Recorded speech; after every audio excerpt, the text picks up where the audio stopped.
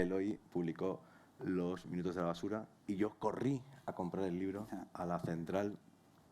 Lo leí, no entendí nada, lo leí otra vez, me pareció brillante, me pareció que lo había leído todo. De hecho, empezaba con una cita de John Milton: los lobos suplirán a los maestros, y entonces lo envidié todavía más. Y con los años lo que he hecho ha sido acrecentar mi admiración, ya no envidia o solo envidia sana, por Eloy, su figura, su inteligencia, su modo de leer y su modo de escribir, que no ha hecho más que crecer con el tiempo hasta llegar a este libro brutal que es Los brotes negros. Yo diría que la relectura de Los minutos de la basura, su ópera prima hoy, nos señala su capacidad de ver por delante de los demás, de adivinar lo que iba a ocurrir y de innovar en todos los niveles. Y con todos los niveles me refiero a todos los niveles, incluido el de la contraportada. O sea, la contraportada de Los minutos de la basura sigue siendo la contraportada más original que se ha publicado en la literatura y la edición española. Es un multiple choice, ¿no? un test de preguntas con 3 respuestas que puntúan 2, 1 o 0 según la respuesta, y al final hay una solución, ¿no? que te revela qué tipo de lector eres y si merece la pena que leas ese libro o no, ¿no? Con preguntas como, por ejemplo, ¿cuál cree que es la versión contemporánea de los viajes de formación? 1. Italia de museo en museo. 2. Cuba de mulata en mulata. 3. El viaje al fin de la noche. Según lo que has ido decidiendo en cada respuesta, te recomienda que compres el libro o no. Es la única contraportada de la historia del mundo editorial que te recomienda que, bueno, quizá no es tu libro, pasa a otra cosa. Me ha encantado, Eloy, no lo había hecho en 21 años, releer la dedicatoria. Por eso me refería al tono confesional de esta noche, que repito, no se va a volver a repetir en los cafés literarios. Dice: para Jordi Carrión, en el umbral de una fructífera carrera literaria. Afectuosamente,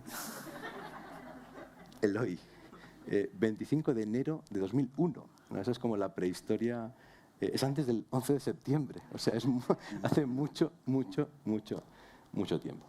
En cualquier caso, me hace mucha ilusión que estés aquí. Y nada, si quieres matizar, refutar, impugnar lo que he dicho, estás en todo tu derecho. Bueno, antes que nada, muchas gracias, Jordi, por las hipérboles, por el reguitzell de hipérboles tan amables y por los recuerdos, algunos de los cuales, como el de la dedicatoria, que me ha llegado. Vamos. es el tema. No, de verdad, y también quería dar las gracias, desde luego, a Casa SEAT por su hospitalidad y a las personas que hacen posibles libros como este. Casi todos los que tienes ahí son el team Anagrama, aquí presente, y especialmente a Silvia Sese y a Isabel Ubiols por su confianza en este proyecto. Mientras ibas hablando me iba viniendo un flashback, toda una serie de imágenes de esas hostia, a lo mejor me muero ahora. Eso es justo lo que pasa cuando te ahogas, o esta clase de cosas. Y claro, tú estabas hablando del inicio de una carrera literaria, de las esperanzas que se depositan allí, de los primeros tanteos. Y bueno, pues de cómo imaginamos en aquel momento, con la inocencia de nuestros 20 años, pues una progresión, no solo en el campo de la literatura, sino en el campo profesional en general, pues en vertical, ¿no? Subiendo un escaloncito tras de otro, y a buen ritmo, sin chapresas, hasta llegar a una posición presentable. Y bueno, como tú sabes, hay algún momento de las vidas profesionales que sucede así, que dices, no, es como lo que me habían contado, la publicidad del estado del bienestar era cierta y tal, y luego hay momentos en que no. Y bueno, como tú sabes y como sabéis algunos de los que estáis aquí y lo habéis leído, pues este es un libro que trata de una de estas fases. Está escrito en un tiempo de suspenso, en que, así como a lo largo de la vida cotidiana, pues bueno, quien más, quien menos, nos puede fallar nos puede fallar la vida afectiva, nos puede fallar un aspecto de la vida profesional, algún aspecto al que no nos sentimos realizados y tal, pues algunas veces llega un momento en que se alinean los astros, pero para mal. Se cumple la ley de Murphy, o al menos uno se autoconvence de que se ha cumplido, y uno se siente pues, bueno, derrotado. Y bueno, este es un estado de ánimo que a mí, de entrada, que me da vergüenza, que no lo había compartido ni siquiera con amigos como tú, o como Roberto, como Juan, o solo había compartido en parte, porque me resulta difícil articularlo, quizá no sea el único. ¿Y cómo salí de este bloqueo? Bueno, pues aquí hay otra persona que tendría que dar las gracias, que es Ampar Pérez, que es psicóloga de la Escuela Conductista y que me acompañó a lo largo de este proceso con una terapia que, a diferencia de otras terapias que yo había seguido, yo tengo una colección de terapias, como tengo de todo, la lacaniana, Tengui, la behaviorista, Tengui, la Gestalt no he llegado, pero poco me faltó, porque había una casa que yo estaba en el cuarto y la Gestalt está en el segundo, entonces siempre he pasado por delante y digo, entro en la Gestalt, ya tengo toda la colección, o qué. Entonces, no estamos aquí para hacer propaganda del conductismo en psicología.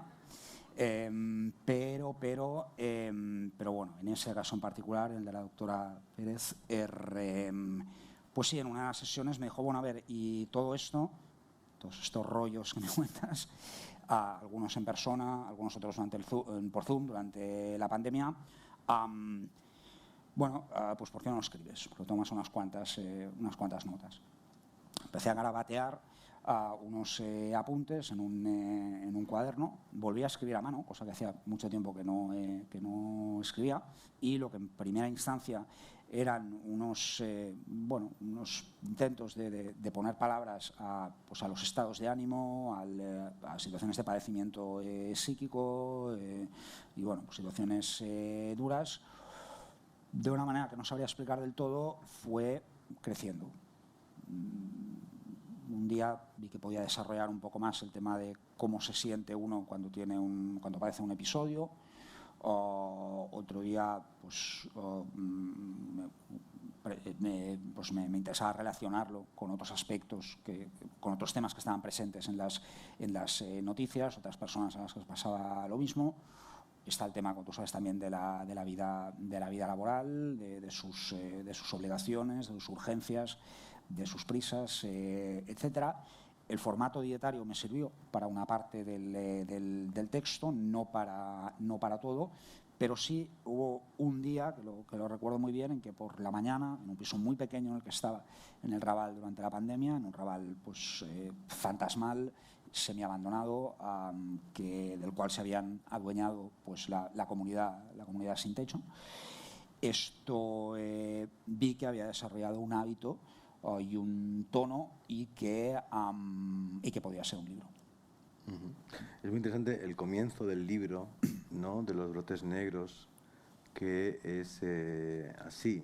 Por una vez la prensa no se equivoca si el barrio se ha degradado, ¿no? Y le das la vuelta y, digamos, el degradado de algún modo eres tú, ¿no?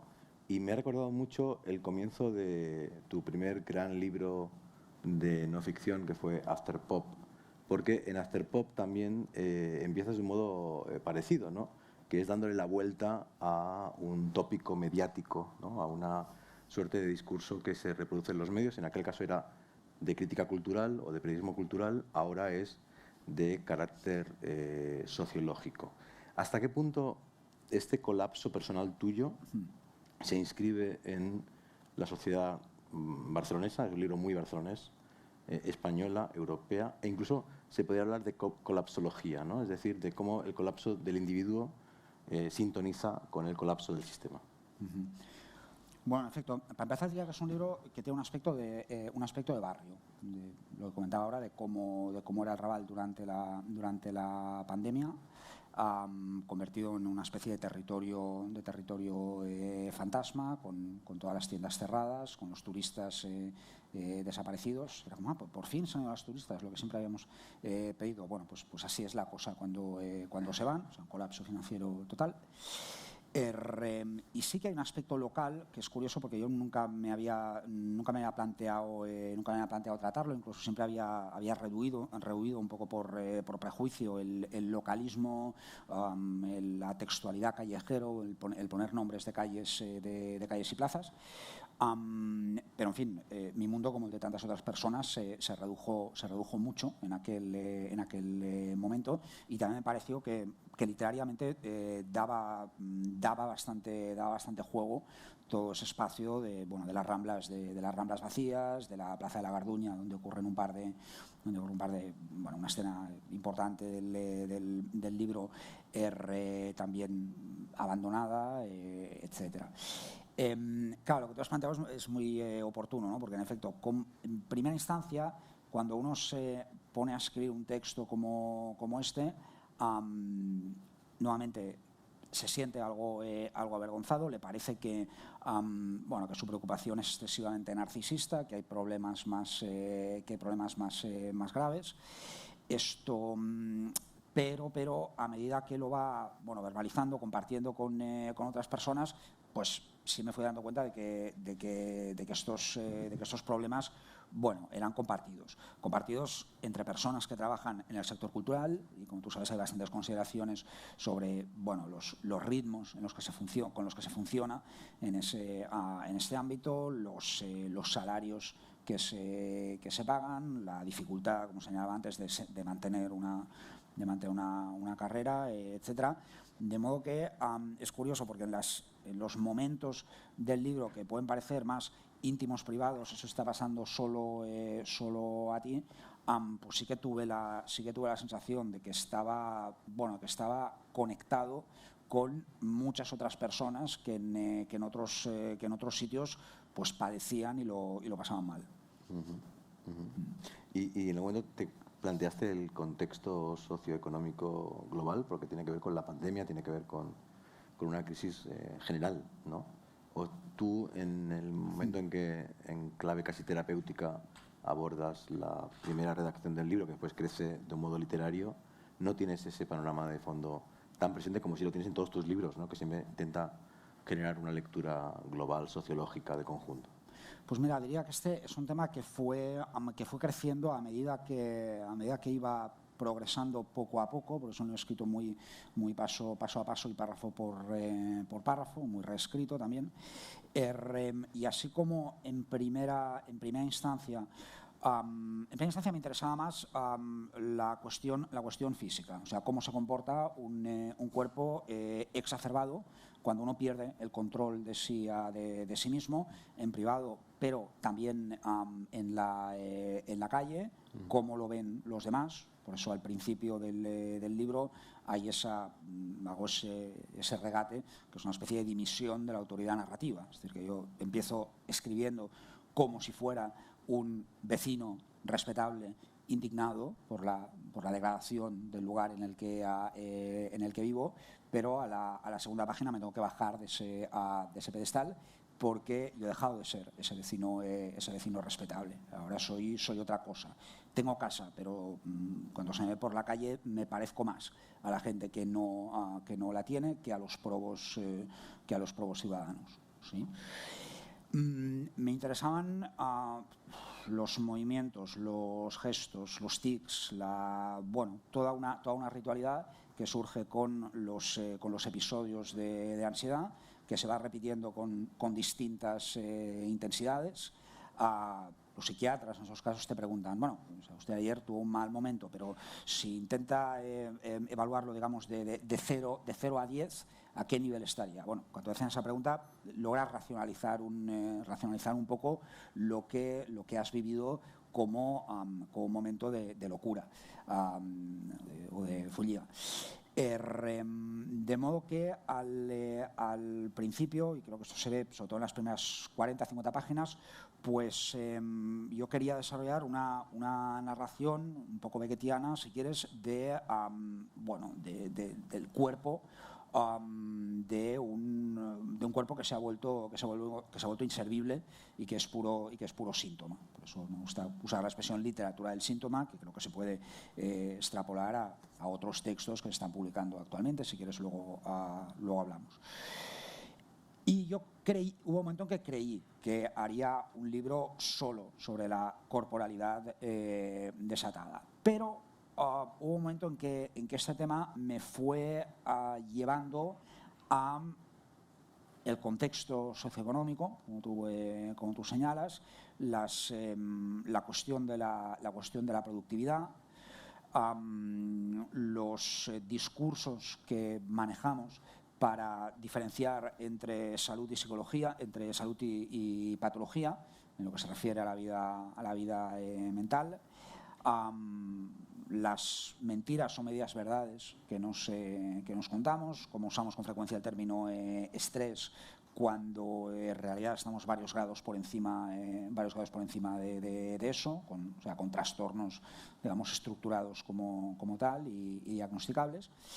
Y claro, luego hay otro asunto que, como tú decías, te conecta con todos los demás sufrientes, que es el de la medicación. O sea, una autobiografía clínica, pues esta es una de las partes, de los aspectos del libro, pues es también el autorretrato de uno que va probando distintas pastillas, distintos modos de medicación y combinaciones entre ellas, y que tiene que ver cuál de ellas funciona, lo cual te hace albergar muchas dudas respecto de tu propia identidad, respecto de quién soy yo cuando estoy bajo el efecto de, pongo por caso, el Neurontin, que es un medicamento muy recetado en trastornos de ansiedad, o del Orfidal, o ocasionalmente de cosas más fuertes. De modo que había al llegar a ese punto del libro, tenía la extraña sensación de que ese texto no lo estaba escribiendo del todo yo mismo, sino que había alguna otra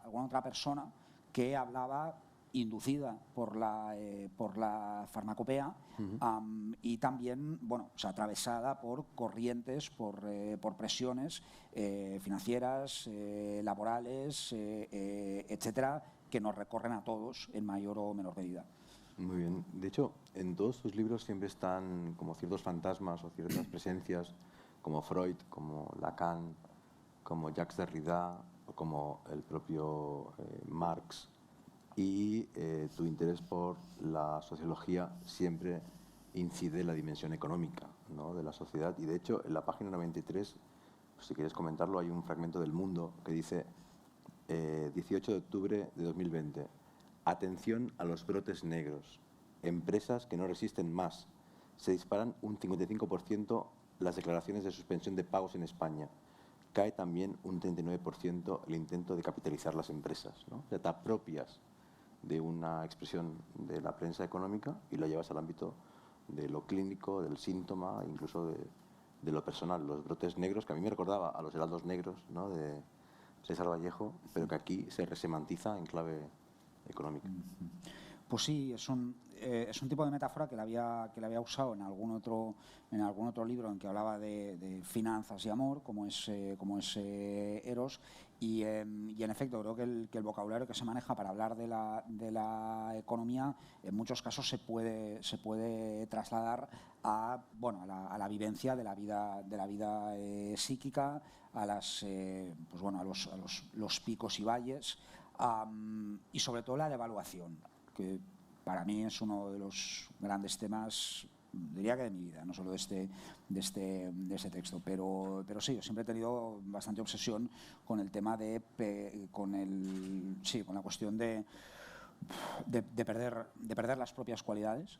O sea, siempre me ha parecido que eso podía ocurrir en cualquier momento, que uno podía hundirse enseguida. Siempre me llama mucho la atención las noticias sobre músicos, actores, personajes públicos que de un día para otro se caen, se hunden. En cualquier momento te puede pasar. Y bueno, eso también me ha sido ser bastante escéptico respecto de las historias de éxito y relatos míticos de superación personal. Y bueno, extrapolando un poco este tema, diría que es un texto que trata sobre devaluaciones y caídas, la de la economía, la de ciertas formas de socialización y de afectividad. También hay el tema del bloqueo sentimental que inevitablemente tiene, sentimental y sexual, que tiene alguien que pasa por un trastorno de estas características. Y bueno, ahí hay un tema delicadillo, otro más, porque claro, uno no deja de necesitar amor y sexo, aún en circunstancias en que no está capacitado para darlos, para recibirlos o para sostener una relación. De modo que, tema vergüenza, subtema 3 de la vergüenza, pues sí, quien quiera que pasa por esta clase de situaciones, pues se siente culpable al meterse en Tinder, al desarrollar relaciones, duren más o duren menos, porque uno siente que uno siente que está mintiendo a su interlocutoras en este caso, que no está preparado para una relación, a veces ni siquiera para un rollo de una noche. Luego, y la parte del libro titulada Neurotinder trata de eso, te encuentras con otras personas que también van de farol, que también les están pasando cosas semejantes. Claro. Y ahí, bueno, también se dan situaciones de empatía cuando nos destapamos los faroles los unos a los otros. Sí, de hecho, esa dimensión, claro, yo no tengo ninguna experiencia con Tinder. Toda mi experiencia con Tinder básicamente viene de conversaciones contigo y me ha revelado todo un mundo que no conocía y que efectivamente en Los Brotes Negros está atravesada por esa dimensión de la realidad que es el de las relaciones humanas a través de plataformas y de redes sociales, en particular, en efecto, de Tinder y lo afectivo y erótico, ¿no? Antes hablábamos de la importancia de Barcelona, es un libro barcelonés. De hecho, si he releído estos días Los mitos de la basura, es porque hay una parte del libro que también tiene que ver con tu infancia, adolescencia y con la parte alta de Barcelona, digamos, con Sarriá, ¿no? Hay como dos mundos que se cruzan, el Raval de tu vida adulta con la parte alta de tu juventud, digamos. Hay recuerdos de amigos, ¿no? de juventud, de conversaciones, etcétera. Y otro elemento interesante que también está en tu obra, pero que quizás no es tan evidente o no se ha comentado tanto, porque claro, tu obra destaca por ser un análisis de el mundo contemporáneo, muy sociológico, muy de capitalismo emocional, muy de sociología de las emociones, pero siempre con herramientas que vienen del cómic, que vienen de la música, que vienen del arte contemporáneo, de la literatura. Entonces es una obra muy transversal y muy humanista o poshumanista, de crítica cultural, pero siempre también ha sido, yo creo, una obra autobiográfica. O sea, en Los mitos de la basura hay, sin duda, experiencias autobiográficas, e incluso el deseo, porque la novela habla de cómo un narrador que se parece mucho, un personaje que se parece mucho a Eloy, quema su instituto. O sea que también hay deseos proyectados un poco heavy metal, pero aparte de eso, en toda tu obra hay elementos autobiográficos, ¿no? Que quizás no son nunca, o no han estado nunca en primer plano hasta ahora, pero que estaban ahí, ¿no? Desde opiniones muy fuertes o anécdotas hasta un posible germen, semilla de los brotes negros, que a mí me pareció alucinante, que está en su libro La Confidencia, que en el título ya anuncia, ¿no?, hacia el tema de la confesión y de la literatura del yo, que dice lo siguiente. Se llama El fin del oyente confiable. Bueno, léelo tú, que lees muy bien, mucho mejor que yo, y es tu obra, además. Lee, si te parece, solo esta página, o hasta ansiedad negra, que es una palabra clave también para este libro. El fin del oyente confiable. Sí, cierto, esto lo escribí yo. Esta extrañeza que producen estos textos releídos años después, que es como mirarse en un espejo. Vale. Todo eso está en el pasado. Sigo siendo el mismo idiota, pero mi única cualidad social desapareció. Se fue desvaneciendo durante la época en que, como en los versos de Antonio Luque, vi a mi padre en el alambique veloz, a mi madre en su locomotora. El oyente que fui agonizando también poco a poco a lo largo de los 23 meses en que el trato diario con enfermedades terminales, las horas de cuidador sin esperanza, fueron limando mi capacidad para la empatía, aumentando noche a noche una ansiedad azul, desregulando mis ritmos circadianos, reduciendo mi margen de atención cada vez menor, desarrollando una progresiva sordera para las cuitas ajenas, día a día más remotas, mis nervios recorridos por la creciente ansiedad negra. Bueno, es que Jordi tiene una capacidad para encontrar, digamos, analogías entre autores, distintos autores, gérmenes de tema, etcétera, que, bueno, como escritor y como crítico literario, que son dos tareas que ha combinado, que siempre combina en sus libros. Vamos, que yo alucino, vamos, que la envidia en ese sentido es recíproca, ¿no? Entonces, vinculado con ese momento, sí. Mi pregunta es, ¿crees que a partir de ahí te empiezas a escuchar y que Los brotes negros sería el proceso de escucharte después de La Confidencia? Sí, joder, no lo había pensado esto. Sí, aquí la historia es que, claro, cuando vuelvo a leer esto, lo que veo es, lo que veo es una persona que sentía que se estaba perdiendo a sí misma en el contexto de las tareas de cuidado, que siempre son sumamente absorbentes para todas las personas que participan de ellas, como lo fueron también para algunos de mis familiares aquí presentes, de modo que uno tiene que recuperar su yo de alguna manera, aunque sea haciendo alguna tontería o tirándose por el suelo. Y más concretamente, cómo esta clase de experiencias en realidad, bueno, hay mucho que hablar sobre eso, porque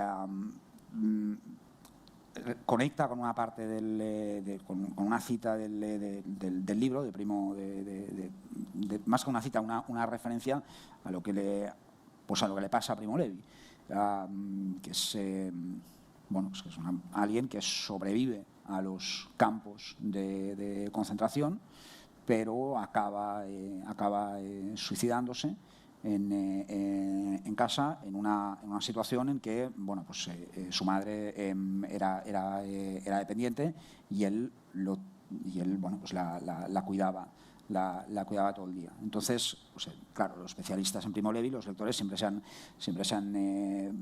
han dejado de preguntarse cómo es posible que lograra superar lo primero y no lo segundo.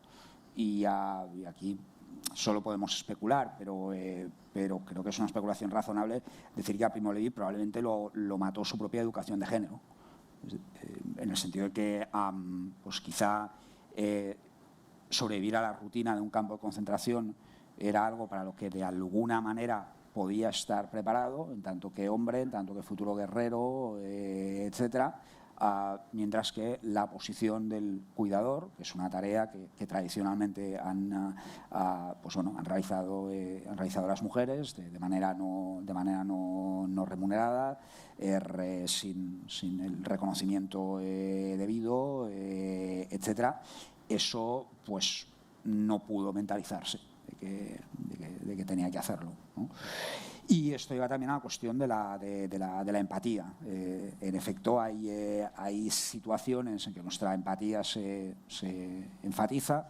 Con Nuria Gómez Gabriel acabamos de comisariar una expo que se puede ver en Girona, en el Bolit, que habla entre otras, bueno, que habla de drogas y, entre otras cosas, de cómo, según qué drogas, legales o ilegales, pues bueno, amplían el campo de visión y te vuelven más sensible o, al menos temporalmente, más comprensivo con otras personas. Luego, al día siguiente, llega la resaca y el bajón y tal, pero al menos durante un rato pues uno tiene conexiones profundas con otros. Pero claro, la empatía pues se puede enseñar. O sea, tú que tienes hijos, seguro que sabes, seguro que has ido viendo cómo, enseñándoles a ser buenas personas, entre otras cosas, y a compadecerse de la desgracia ajena.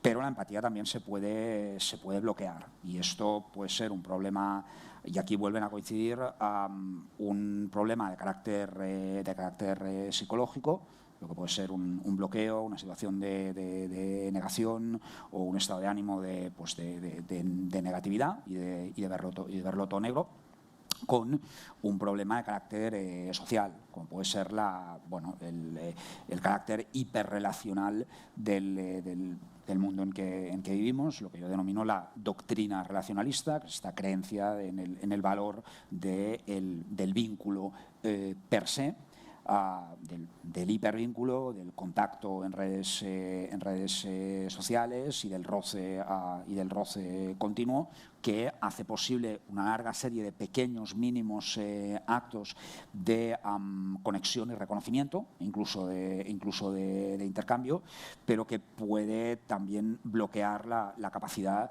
para la comprensión del otro, por exceso de estímulos. Okay. Lo de Primo Levi me hace súper interesante. Yo tuve la oportunidad de colarme en la casa de Primo Levi porque no está ni siquiera indicada en la calle. La familia no quiere que se sepa que fue ahí donde vivía. Y subí hasta el piso y miré, ¿no?, lo que él vio cuando se tiró. Y en aquella época leí mucho sobre cómo escribió y lo que vivió. Y sabes que cuando él vuelve del campo, escribe enseguida Si esto es un hombre, y nadie quería escucharlo. En su casa, en su familia, nadie quería escuchar lo que había vivido. Nadie en Turín quería saber qué había pasado. Entonces el tipo se iba a los trenes y hablaba con desconocidos y les contaba lo que era Auschwitz y lo que después escribía, ¿no? Y de algún modo yo en tu libro veía un eco, en el sentido de que también optas no por contarnos a los amigos lo que estás viviendo, sino ir a buscar gente desconocida, incluso a darles abrazos, o en Tinder, ¿no?, buscar ese tipo de conversación con alguien anónimo, ¿no? ¿Hasta qué punto tú crees que el libro tiene que ver con la parte terapéutica? ¿Hasta qué punto tiene que ver con toda tu obra? Porque, como hemos visto, tiene claramente conexiones y es coherente con todo lo anterior que has escrito. ¿Y hasta qué punto crees que te fue posible contarte eso a ti mismo gracias a ese apoyo, ¿no?, de tu psicóloga o de personas que conoces en Tinder o de gente con la que entablabas conversación por la calle? Eso fue decisivo, esa clase de apoyo, y es curioso porque luego, leyendo otras autobiografías clínicas, cuando el libro ya lo había terminado, porque no me quería dejar influenciar por otros textos, observé que en varias de ellas hay cierta injusticia, y me incluyo, porque las personas que fueron de más apoyo, en muchos casos aparecen, como decías antes, como fantasmas. O sea, alguien te cuenta que que ha pasado por un proceso depresivo, en que ha estado al borde del suicidio, y solo en dos momentos pues aparece su mujer.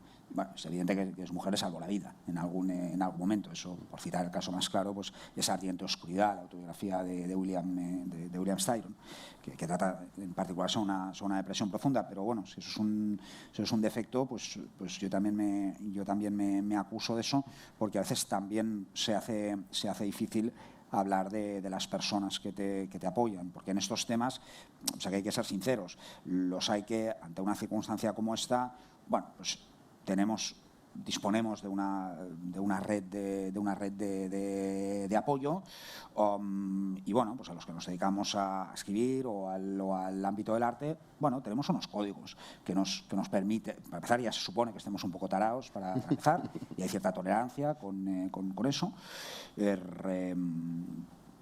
Y bueno, pues hay vale, o sea, es alguien que le ha dado una bajona muy fuerte, por tanto a esto lo llamamos pues autobiografía clínica, y está en esta sección de la no llegiu, etcétera. Bueno, dentro del padecimiento del que doy cuenta, pues bueno, hay cierta red de seguridad.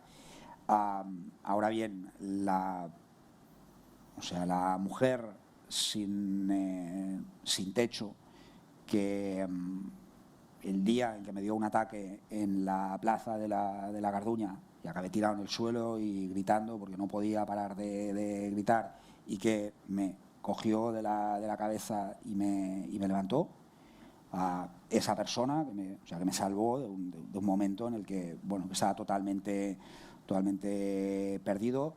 Claro, esa persona, ¿quién le va a dar voz? ¿Quién le va a dar crédito? Esos son los testimonios que nos faltan. Hay otro elemento vinculado con eso, directamente vinculado con eso, que es que no tienes ningún problema, para mí obviamente, pero no es tan obvio, de hablar del llanto, ¿no? Del hombre que llora, ¿no? ¿Cómo fue ese ejercicio de convertir en palabras algo tan íntimo, tan torrencial y difícil de asumir como es el llanto inconsolable? Pues mira, este es un tema que, como tú sabes, en la conferencia ya lo había tratado. Hay un capítulo digamos, de estudios de las masculinidades sobre virilidad y llorar, escrito en un tono más bien guasón.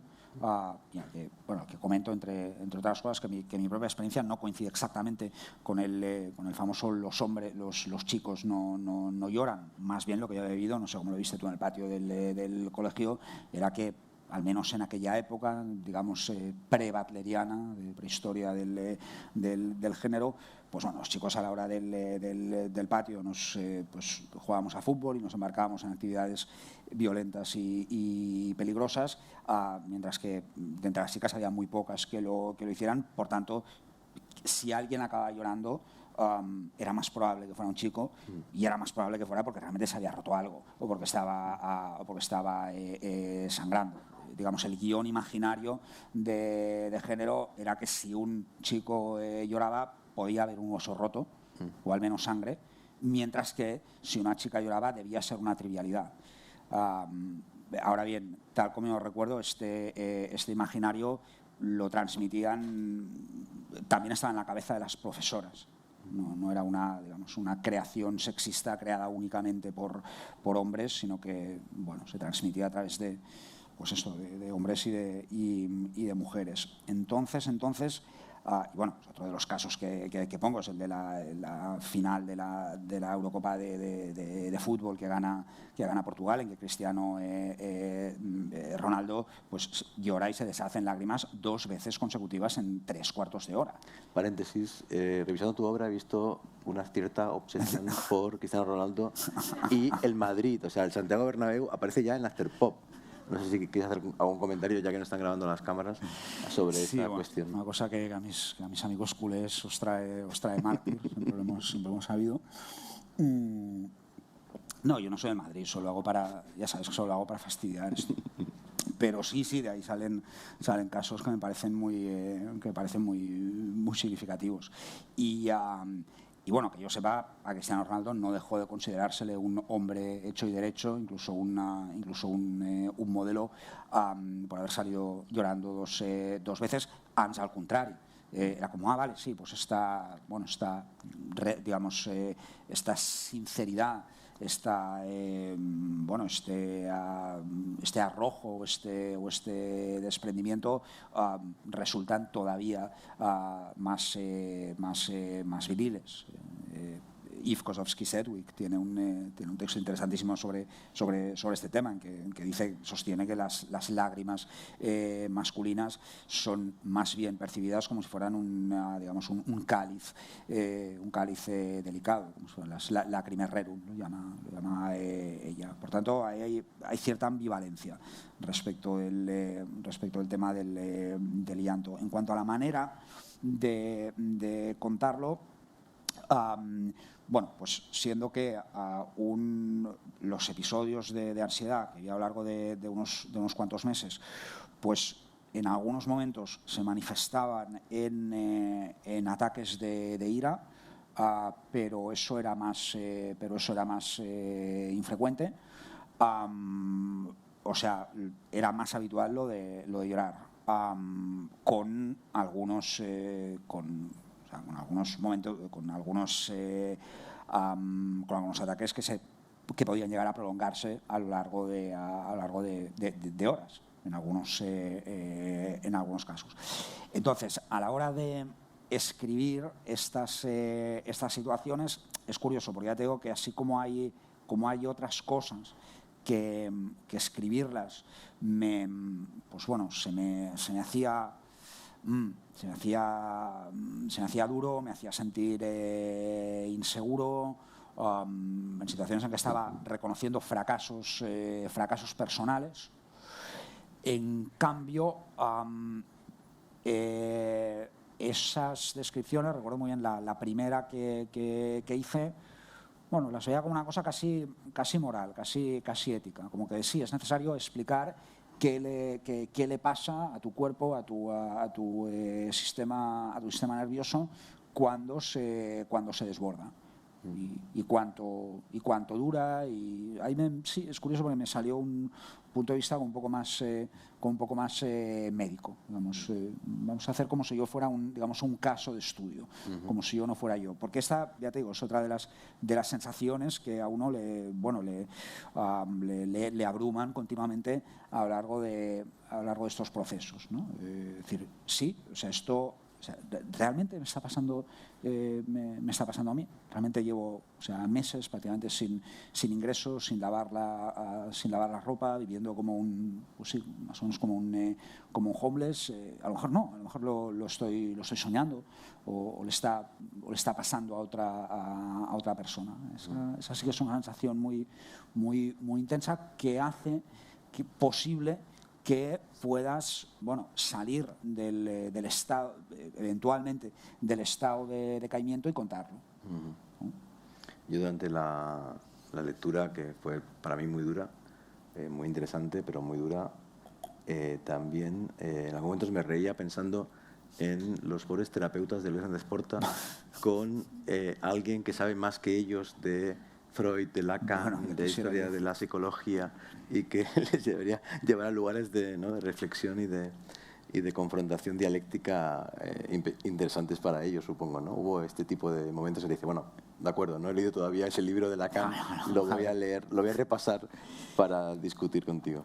Bueno, a ver, o sea, cuando sí que desde las primeras veces que empecé a hacer terapia, cuando tenía 20 y pocos años, 22, pues claro, quería ir a la sesión con los deberes hechos. y sí, uno empieza leyendo Freud, y a partir de ahí se va expandiendo a lo largo del campo freudiano, hasta llegar a textos como los de Zizek y la escuela de Ljubljana, que en aquel momento los leía como si el texto pudiera ser un fármaco, como si me pudiera dar una clave para sentirme mejor, para prosperar, y que luego los acabas utilizando para lo que comentabas antes, para comentar fenómenos sociales, de actualidad, etcétera, haciendo a la vez, como diría Deleuze, crítica y clínica. Son dos aspectos tan relacionados. Entonces, bueno, la terapia es un tema que sí que salió bastante y que bueno, en este libro un asunto que lo he tematizado, pero que siempre ha estado muy presente, es el del delirio. El delirio. Hay una parte que es una enumeración de frases hiperbólicas y idas de la pelota, del estilo somos los mejores, como ciudad, como nación, como comunidad autónoma que es una nación in pectore, tenemos que conseguir lo máximo, etcétera. Yo siempre me he sentido rodeado de delirios. Creo que es una experiencia que compartimos todas las personas que crecimos en esa ciudad en los años 80, y que éramos niños en el momento en que sale Josep Antoni Samaranch por televisión y abre un sobre y dice a la Ville du Barcelona, y eso a un chaval de 11 años le hace creer que su ciudad es el centro del mundo. Sí, creo que, vuelvo haciendo el flashback sobre aquel momento, creo que hubiera sido bueno que alguien cortara esa situación y dijera, a ver, lo que estás viendo es a un puto franquista abriendo un sobre de papel y hablando de un concurso amañado. Y lo que viene a continuación son 6 años de puro delirio, de importancia y especulación urbanística. En realidad, buena parte de los discursos de los que estamos rodeados, políticos, grupales, de creación de comunidades, etcétera, son puro delirio. Pero bueno, yo siento que la mayor parte de las personas tienen, mucha más capacidad que yo para decir, vale, sí, esto es solo retórica o esto es palabrería. A mí me llegan bastante más, ¿no? Y bueno, y ahí también una de las escenas que cuento, en la que hablo del tema de la identificación de un personaje ficcional con el que me he sentido identificado. O sea, que es una cosa rara en mí, porque yo no tengo este tipo de lecturas y este tipo de relación con los textos o con las obras de soy yo total, o me interesa hasta ahora porque es exactamente mi rollo. No, a mí me interesa que me cuenten una cosa de la que no tengo ni puta idea, y que me permita, pues, descubrir otros mundos, que el mío ya me lo sé y me tiene frito. Pero sí, concretamente es esta escena de una de mis obras teatrales favoritas, que es el Maratxa de Petar Valls, en que hay este personaje fabuloso de Charlotte Corday, que en la obra está representada por una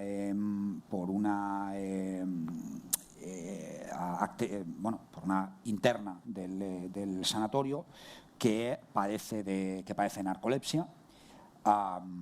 Tanto se va quedando dormida de golpe, y claro, a ella le han dado el papel de la asesina de Marat, y claro, le ponen el cuchillo en la mano y continuamente la están despertando para realizar ese gran acto revolucionario, y continuamente se vuelve a quedar frita porque tiene narcolepsia. Y bueno, eso sí que soy yo total. Porque sí, yo siempre me he sentido rodeado de delirantes discursos revolucionarios que prometían un mundo mejor, una comunidad mejor, discursos de progreso personal y político.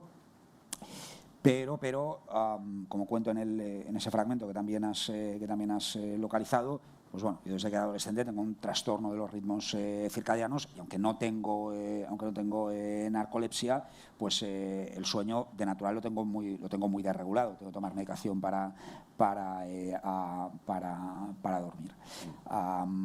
Por tanto, pues sí, en las ocasiones revolucionarias, pues me quedo profundamente dormido.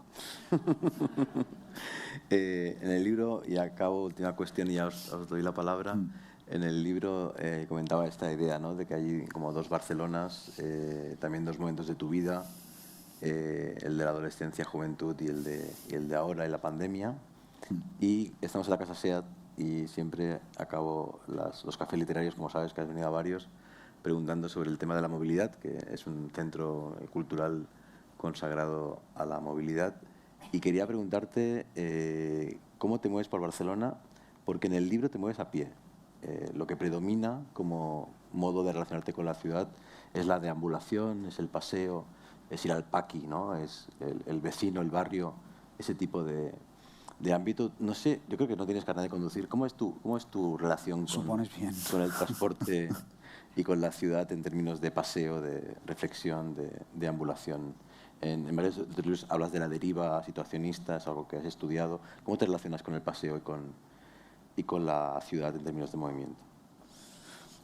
Pues mira, yo siempre, todas las ciudades en las que he vivido, menos una, eran ciudades donde uno se podía manejar suficientemente bien sin coche. Bueno, miento.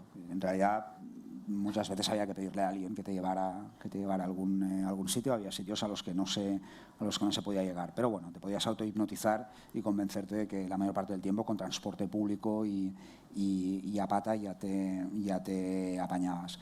El tema del deambular, del andar sin rumbo y de la desorientación es, hombre, sin hacer literatura es un tema un poco mío. O sea, yo tengo un sentido de la orientación bastante malo.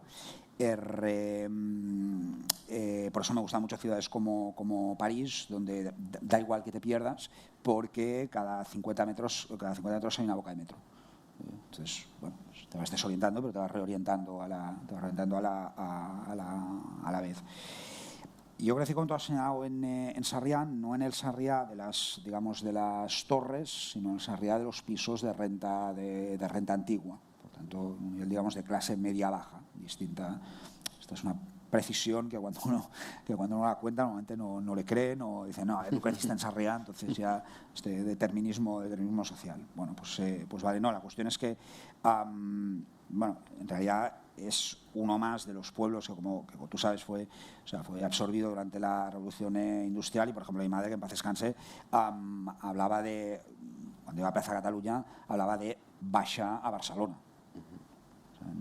Y esa era la mentalidad. O sea, en realidad sigue siendo la mentalidad de muchas personas que viven ahí, ¿no? Entonces, respecto al tema de la movilidad y del transporte, bueno, o sea, recientemente he leído algunas cosas alarmantes sobre este asunto. Jorge Richman ha escrito tanto en narrativa como en textos sobre ecologismo, pues varios textos que alertan sobre el agotamiento de los combustibles fósiles, que son indispensables para los coches, también para los eléctricos.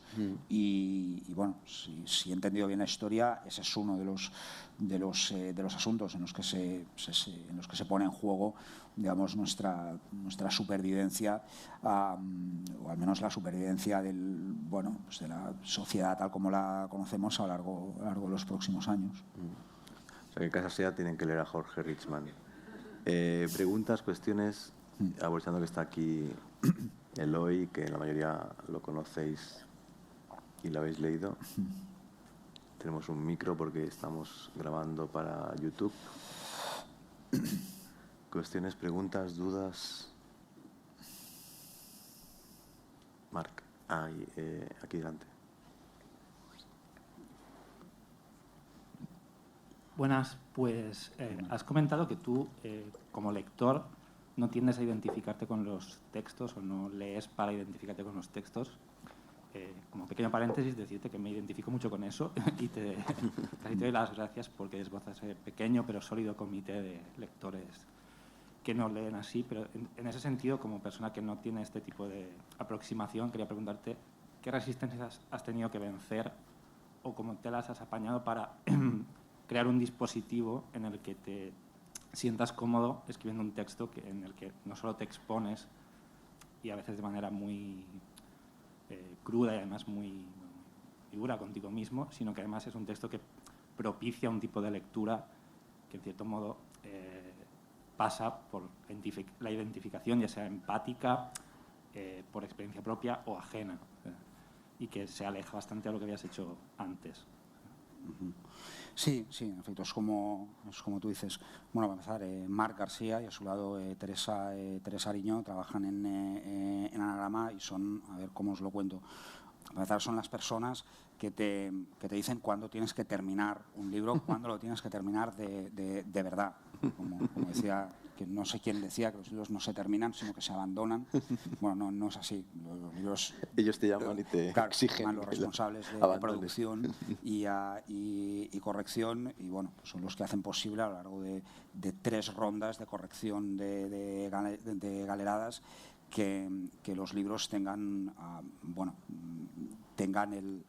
un acabado como los coches. Esto sí que lo puedo conectar con el tema de la casa. Estaba todo el rato buscando la analogía, pero ¿cómo lo relaciono el acabado? O sea que, bueno, muchas gracias por el acabado del libro, para empezar. Y sí, las resistencias. Claro, un temón.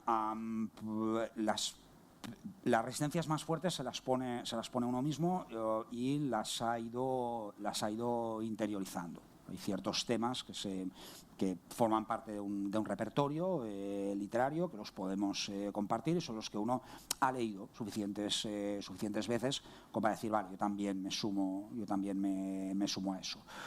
Y luego, pues, hay temas obscenos, en el sentido de que están fuera del escenario, y bueno, me interesa mucho es cómo la definición de obscenidad, bueno, va cambiando con el tiempo.